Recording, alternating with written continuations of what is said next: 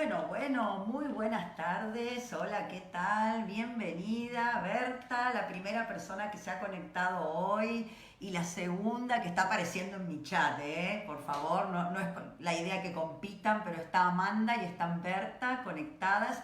Hay otra persona más que todavía no puedo ver el nombre. Muy buenas tardes, esto es Café Literario, transmitiendo en vivo desde la página del Cianjofesh, el Centro Integral para Personas Mayores de AMIA.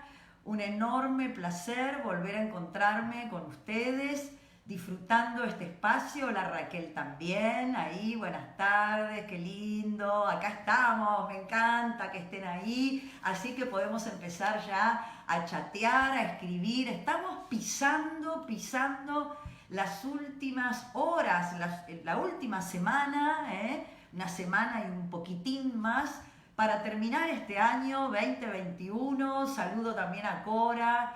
Y bueno, la verdad que voy a tratar de no caer en lugares comunes en general para esta altura del año, ¿no? Deseamos siempre las mismas cosas, ¿no? Alicia también está ahí, renovar la esperanza, que por supuesto son deseos súper genuinos e interesantes, pero bueno, la idea es que cambie el almanaque, pero acá estamos, seguimos conectadas, conectados, pensando en planes, pero lo cierto es que, bueno, el almanaque marca en algún punto la culminación, aunque más no sea formal, de un ciclo. Y bueno, está bueno pensar, aunque esté un poco trillado tal vez, pero está bueno renovar los votos, ¿no? de esperanza, de energía, renovarse, pensar qué cosas podemos hacer, cuáles son nuestros deseos, nuestros planes, no importa si son grandes, chiquitos.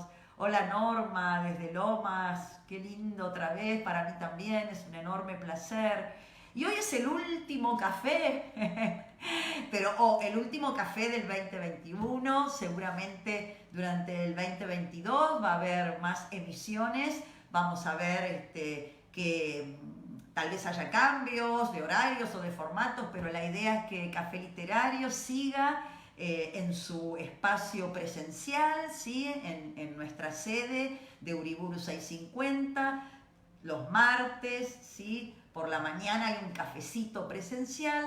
Y bueno, el ritmo que veníamos siguiendo estos dos últimos años, prácticamente 2 años, de Café Literario, cada 2 semanas, los miércoles en este horario de las 15:30, perdón.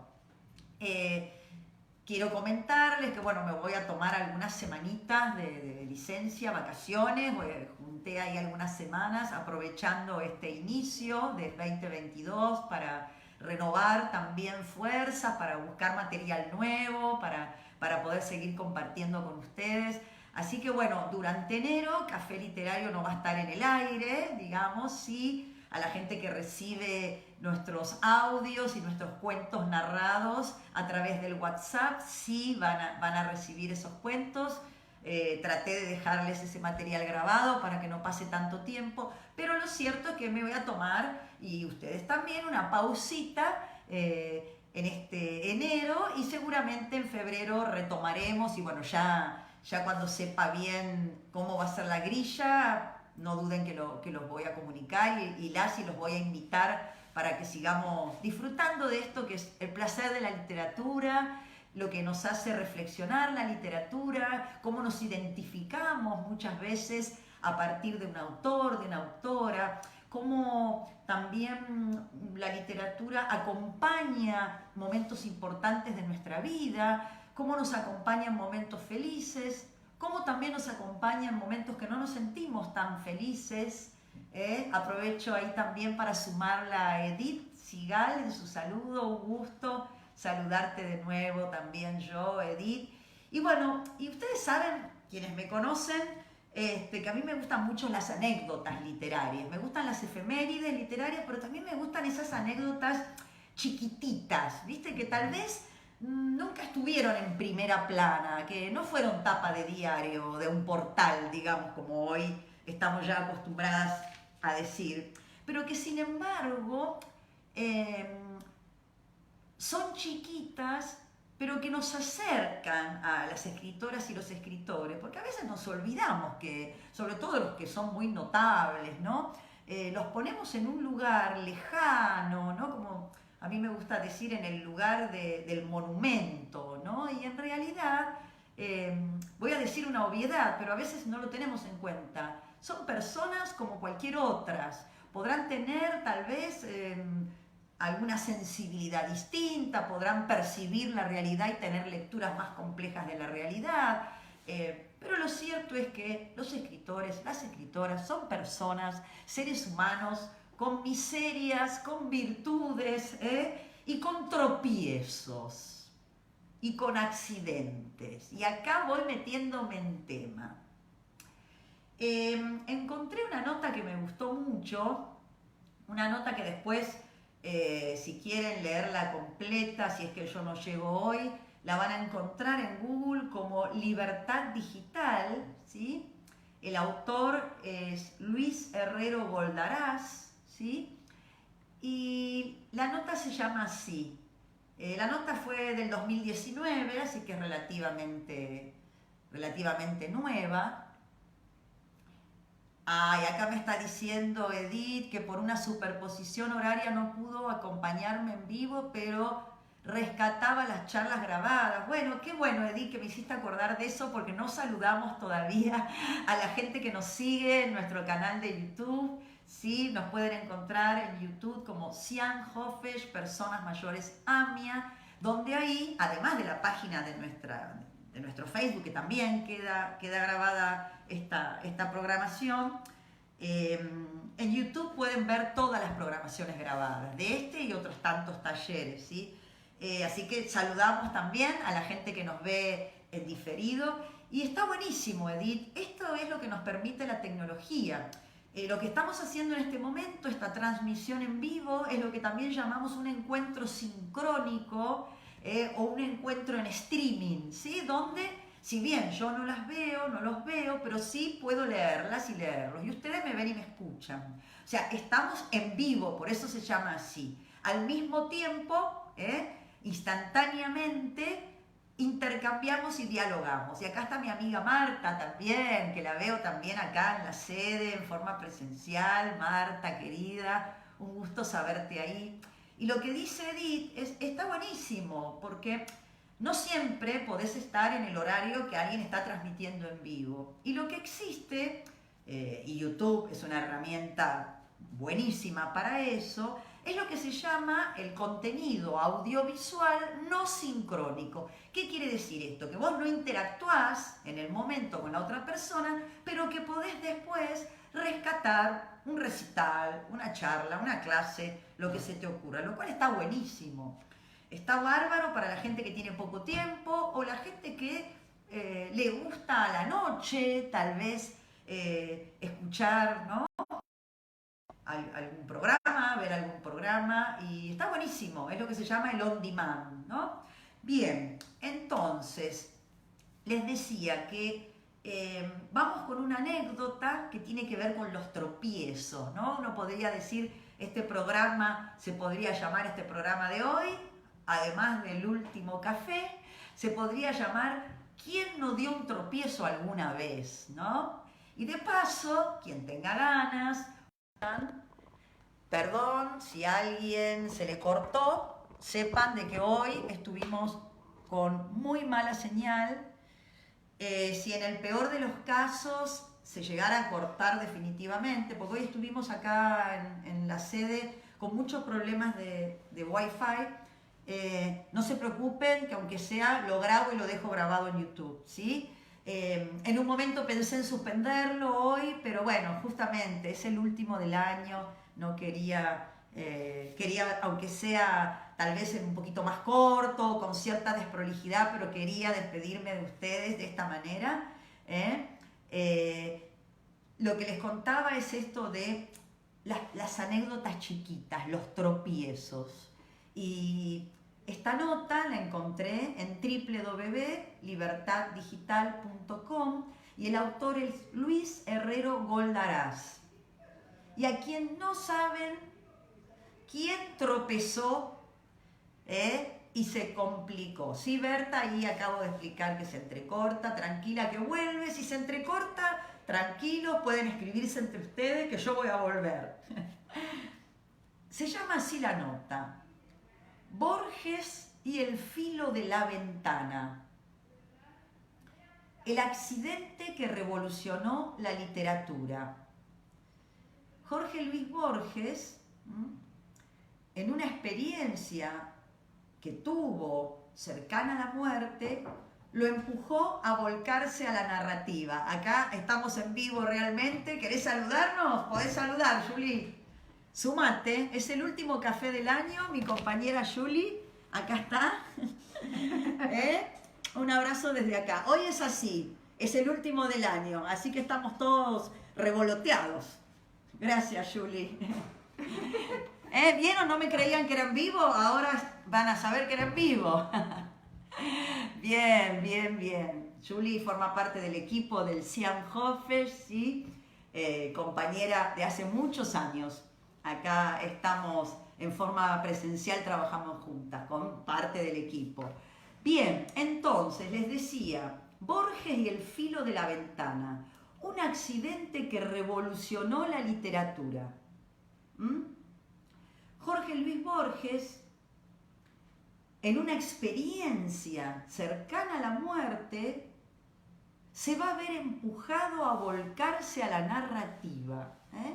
Muchas veces hemos hablado de los accidentes, los errores, las casualidades, ¿no? Estas cuestiones que tienen que ver con qué hubiese pasado si yo no hubiese tomado ese colectivo y hubiese tomado otro. ¿Qué hubiese pasado si yo en vez de agarrar la calle por la vereda de enfrente hubiese tomado esta vereda? ¿No? Muchas veces eventos muy importantes en nuestra vida son fruto de una casualidad. Después, bueno, estarán los que me digan, no creo en las casualidades, creo en las causalidades. En fin, es para otro café. Pero lo cierto es que Borges va a volcarse a la narrativa a partir de este incidente que tuvo.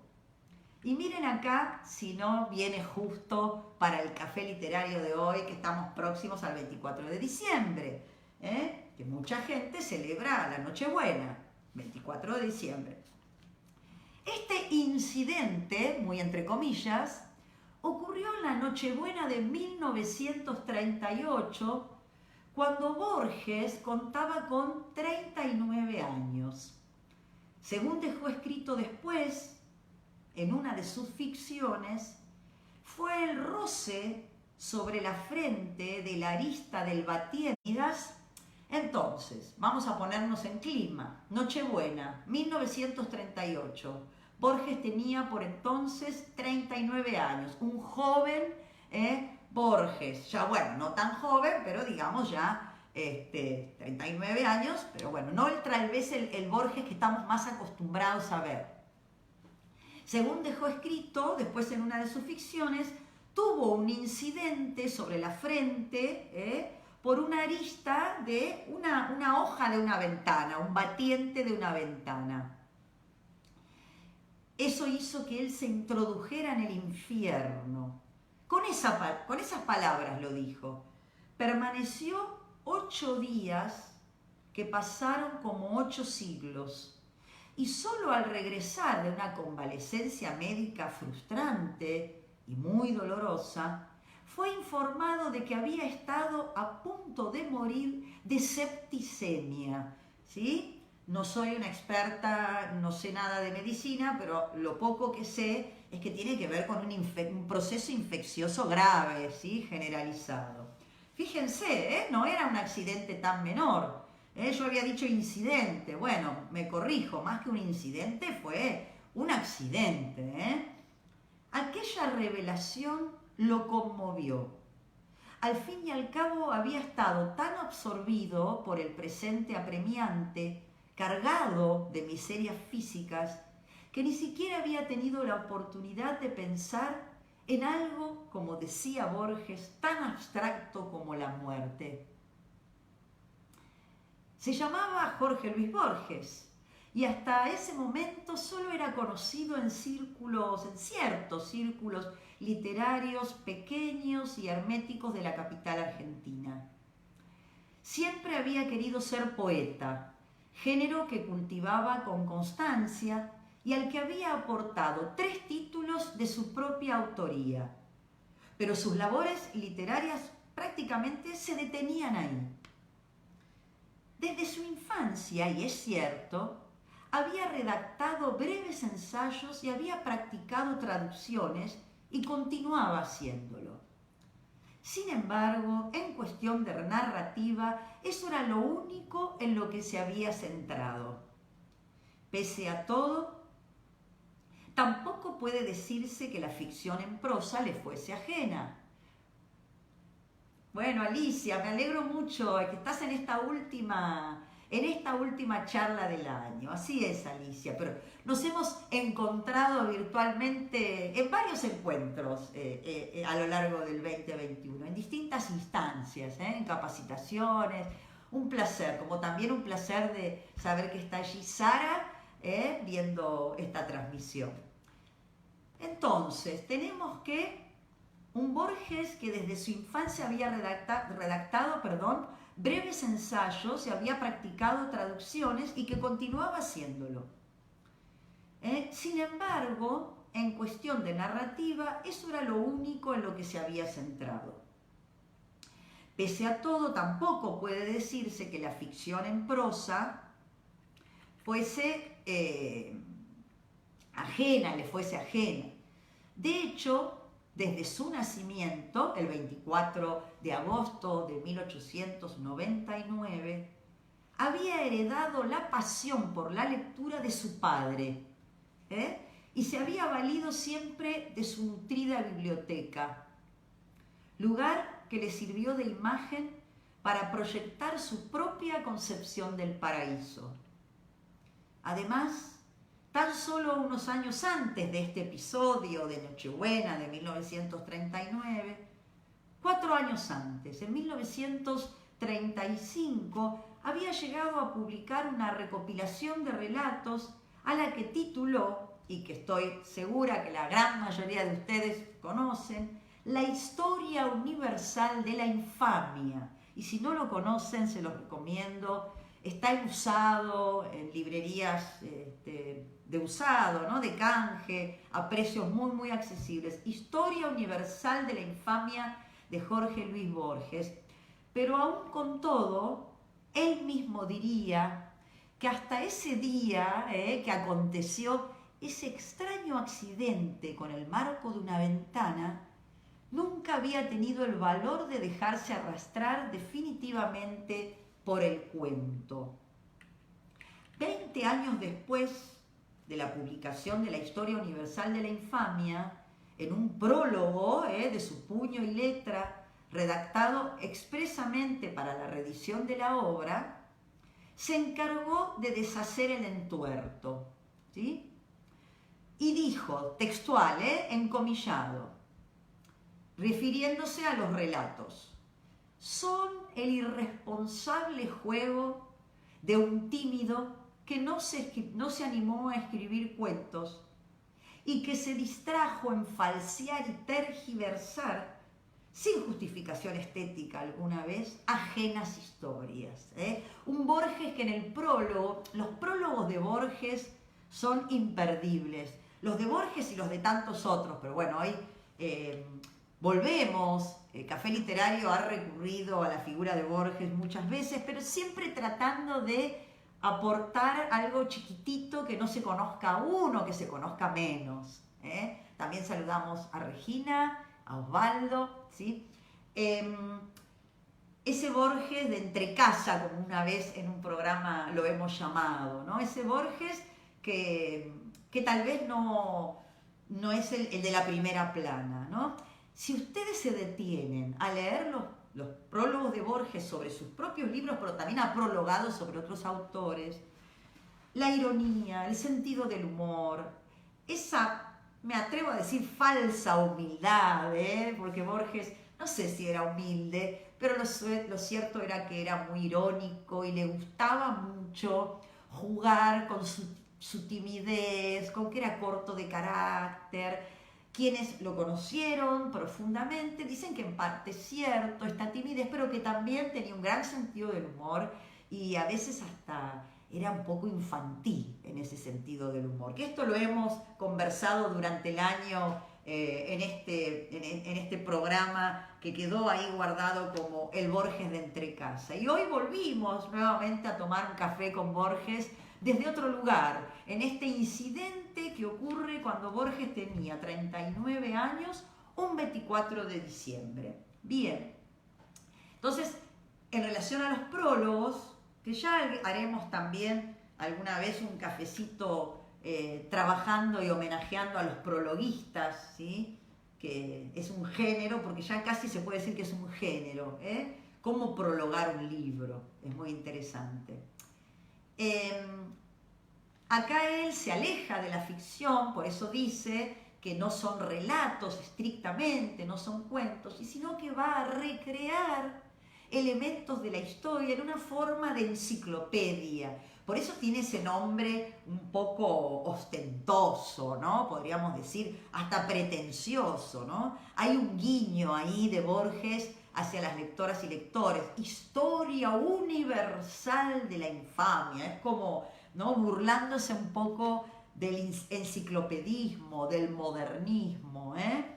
Siempre que lean a Borges, tengan en cuenta que va a haber una parte de ironía, no tomen al pie de la letra todo lo que Borges decía, o literalmente, piensen que le gustaba mucho jugar con otros sentidos.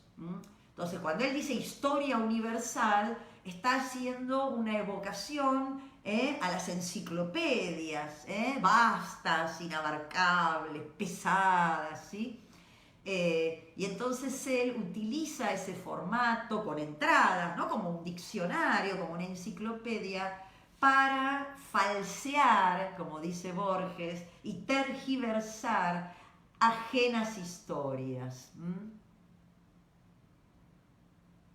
Bien, acá hace un aporte Marta que dice, uy, pobre, refiriéndose a este accidente, ¿no? A mí me encantó el que aparece en el lanzamiento del Club del Misterio, donde decía que el lector le pone el género al libro que está leyendo. Genial, Marta, me encanta esa evocación, esa referencia. Bueno, jugaba mucho con el lector Borges, jugaba mucho con ese que está del otro lado, ¿no? Por eso hay que bajarlo a Borges de la estatua. Borges hay que ponerlo ahí, a la par, animarse a descontracturarlo, porque él lo era, él era descontracturado, ¿eh? No era una persona formal, después se lo hizo formal, después se le adjudicaron esta cosa de, sin duda, era un intelectual, era un erudito, manejaba varios idiomas, un gran conocedor de la Kabbalah, un gran analista de Baruch Spinoza, y puedo quedarme hasta el 2 de enero. No se asusten, no lo voy a hacer, pero a lo que voy, que sin duda es una persona admirable, y fíjense, digo es, ¿no? Porque si bien no existe físicamente, su legado es tan potente.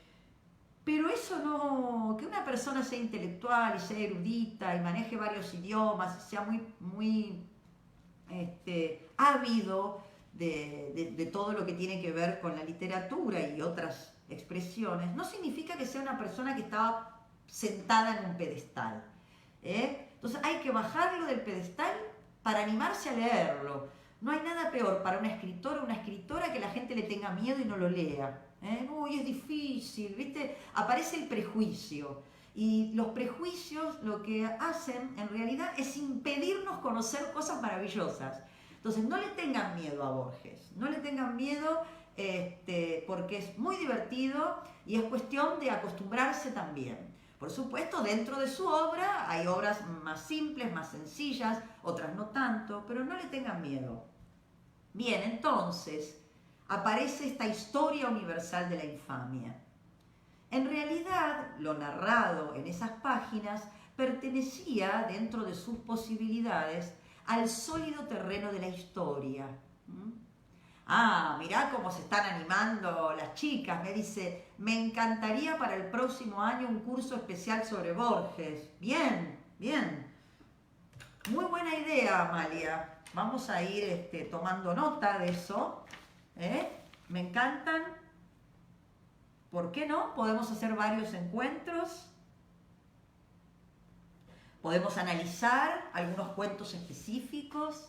Me encantó. Sí, sí. Yo voy anotando. Me encanta porque está también... Quizás lo más lindo que tiene esta etapa del año es que no es solamente de balance. Yo trato de, no sé, fue un año duro, ¿no? Para muchos y muchas de nosotros y de ustedes. Y tal vez más que mirar para atrás, quiero mirar para adelante, ¿no? Para adelante, acá nomás, no nos vayamos muy adelante. Acá nomás, el año que viene. Hacer varios talleres acerca de Borges o analizar determinada obra. Bárbaro. Yo tomo eso. Podemos hacer un ciclo con varios encuentros. ¿Por qué no? ¿Por qué no? Muy bien. Lo tomo, Amalia. Muchas gracias ahí por darme ideas y compartirlo. Está buenísimo. Y si después cuando termina el vivo quieren pedir, aprovechen. Después, bueno, yo algunas cosas podré tomar, otras no. Veremos. Pero me encanta que me pidan cosas que se interesen y que realmente sea un café a pedido, ¿por qué no? Me gusta ese juego. Bien, entonces, cada una de las entradas, como solemos llamar, ¿no? En un diccionario, en una enciclopedia, estaba inspirada en crímenes reales. Si ustedes van y buscan la historia universal de la infamia, las entradas tienen que ver con crímenes reales, recreados, por supuesto, por Borges. Y de todas ellas, una se distinguía, de las demás. De estos ambiguos ejercicios, el escritor pasó a la trabajosa composición de un cuento directo. Ahí sí va a escribir un cuento, el memorable, hermoso, y es para releerlo una y otra vez, Hombre de la esquina rosada, que también se ha llevado al cine. Y en este caso Borges va a firmar no con su apellido, sino con el nombre de un abuelo de sus abuelos. Firmó como Francisco Bustos, ¿sí? Y que ha logrado un éxito singular y un poco misterioso. El éxito que logra con Hombre de la esquina rosada, ¿sí? Por lo tanto, si se atiende a la concepción que tenía el propio Borges acerca del cuento como género, podríamos decir, sin temor a equivocarnos, que para el día de su accidente, esa Nochebuena del 24 de diciembre de 1938, solo había publicado un cuento en toda su vida. A finales de 1938, o sea, por ese mismo año, Borges ya había experimentado los primeros síntomas de la ceguera que había heredado de su padre. No solamente hereda de su padre esa biblioteca que recién mencionamos hace un ratito, sino que lamentablemente va a heredar esta enfermedad que ya en sus 39 años Borges va a experimentar sus primeros síntomas. Y esto tal vez pudo influir en este percance de lastimarse la cabeza con el vano de la ventana, con la hoja de la ventana. Lo que se sabe es que lo dejó escrito en otro cuento posterior titulado El Sur. Ahí se sumó Teresa también. Muy bien, hola Teresa, acá estamos conectadas, qué lindo. Entonces, dejó escrito en otro cuento llamado El Sur, donde va a narrar que su personaje acababa de hacerse con un ejemplar descabalado, así lo llama, descabalado de las 1001 noches, y que ansioso por adentrarse en sus misterios, decidió no esperar a que bajase el ascensor y se dispuso a subir por las escaleras.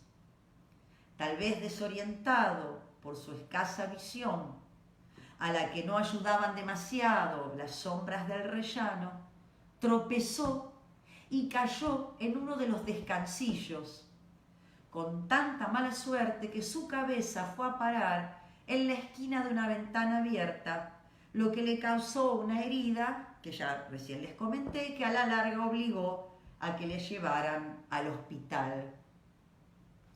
Entonces se le abrieron las puertas del sufrimiento. Experimentó la fiebre y se le entremezclaron los pensamientos. Los sueños recurrentes le avasallaron, tan reales como irreales, y le confirmaron una idea que ya había experimentado con anterioridad, empujándole definitivamente a lanzarse al juego de la ficción.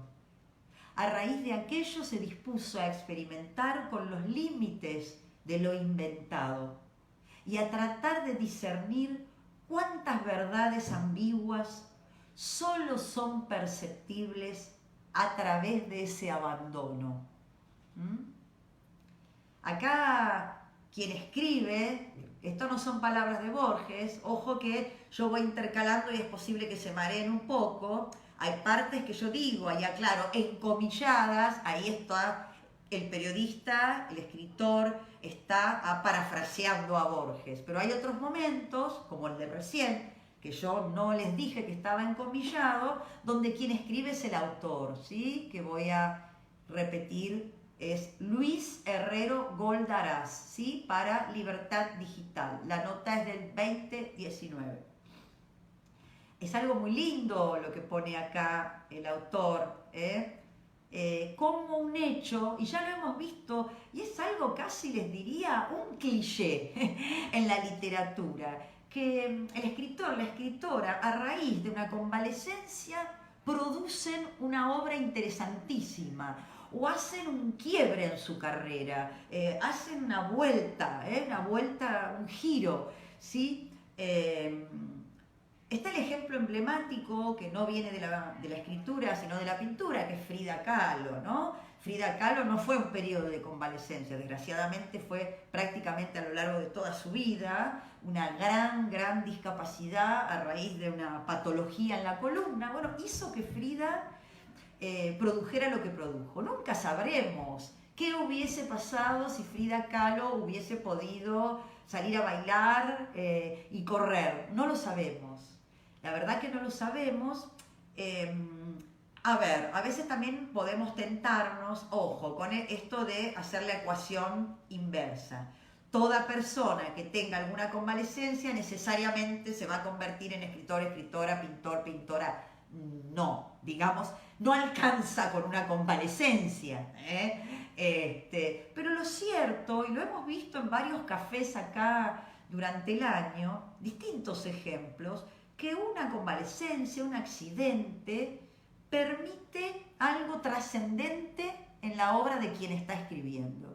Y acá le pasa esto a Borges. Hola Judith también, que está ahí conectada. Yo a medida que voy viendo que están, ustedes pueden poner que me gusta, así también llegamos a más gente y esto empieza también a tener una mayor repercusión. Es lindo llegar a lugares lejanos, tal vez gente que no tiene la posibilidad de ir a un lugar presencial, ¿no? También está bueno que pueda llegarle alguna actividad a través de estas plataformas.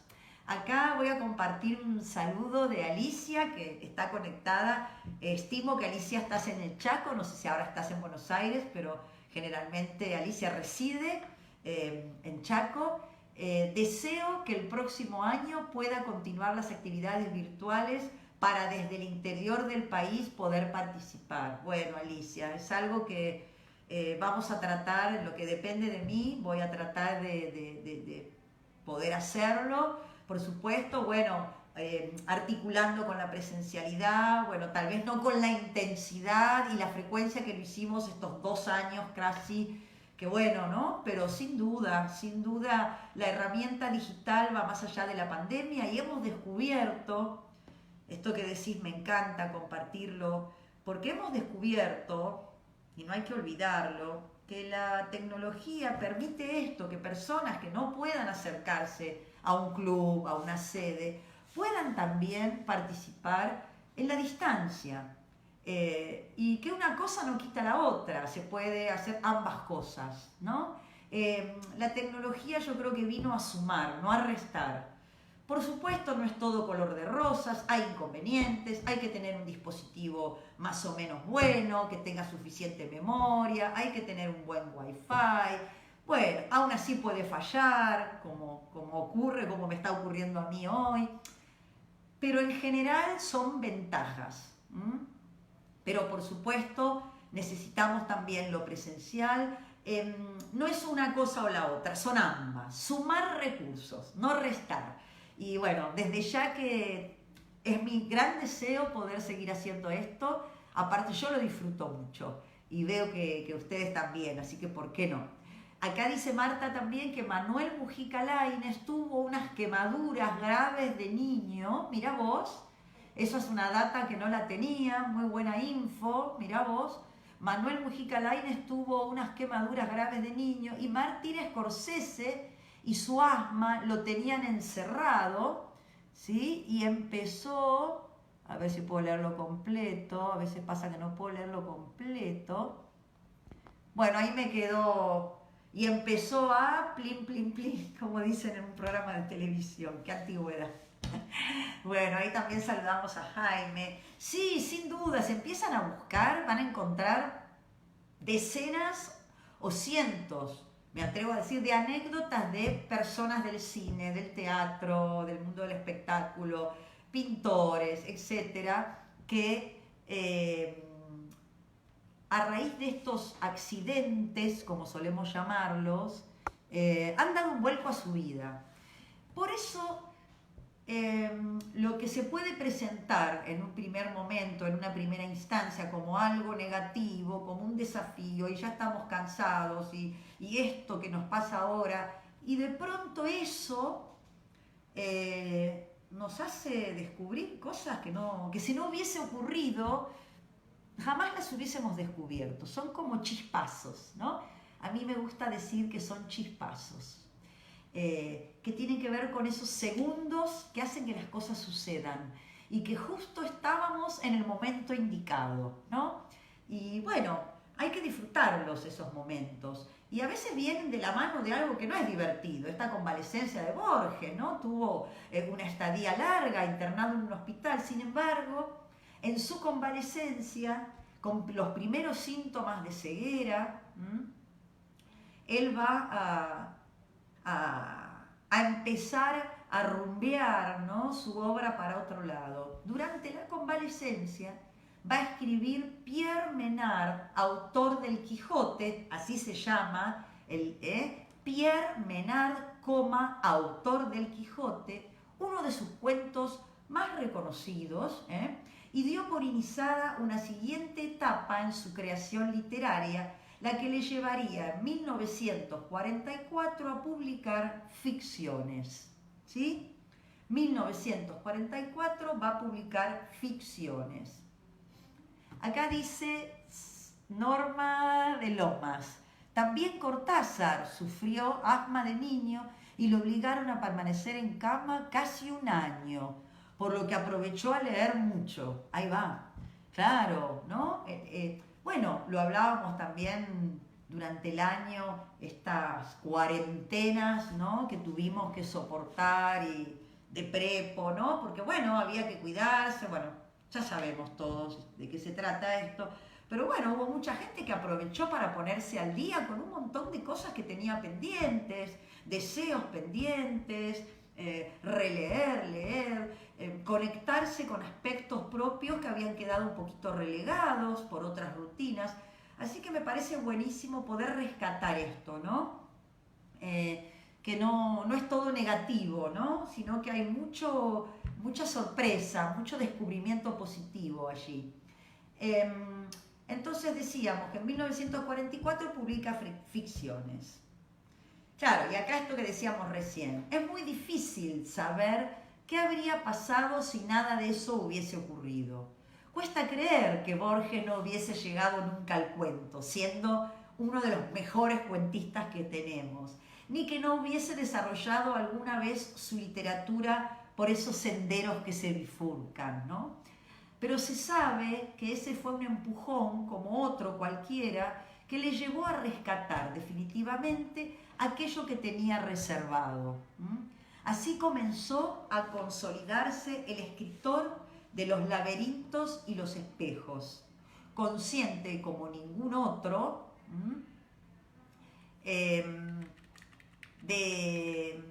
a ver cómo, un segundito acá, no es que se entrecortó, soy yo que estoy haciendo una pausa,